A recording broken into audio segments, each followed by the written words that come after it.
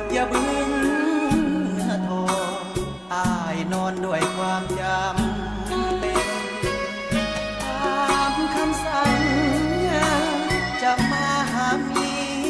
ยแต่เว้นแต่แล้วมีเรื่องจำเป็นเห็นใจอ้ายเด็กวันยืนกินเหล้าเมาจนมาบ่ได้จะขับรถย่านตามเสาไฟจึงนอนห้องแหมข้างคืนอยากเข้าใจพี่คิดว่าผัวนอนกับหญิงอื่นอ้ายนอนคนเดียวข้างคืนคิดถึงเมียแทบขาดใจ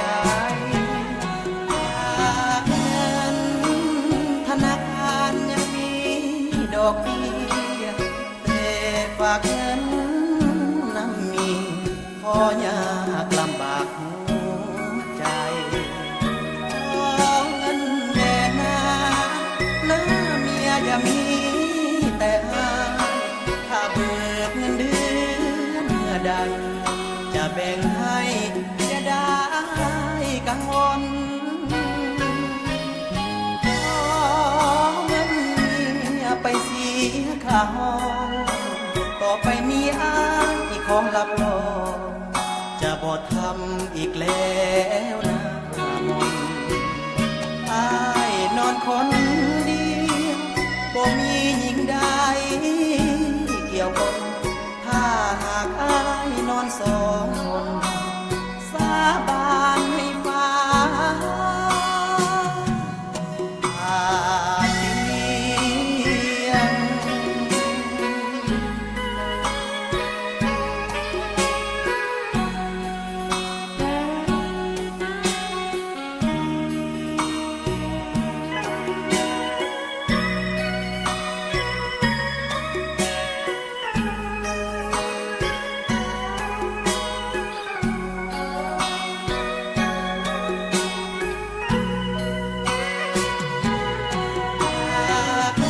นธนาคารยังมีดอกเบี้ย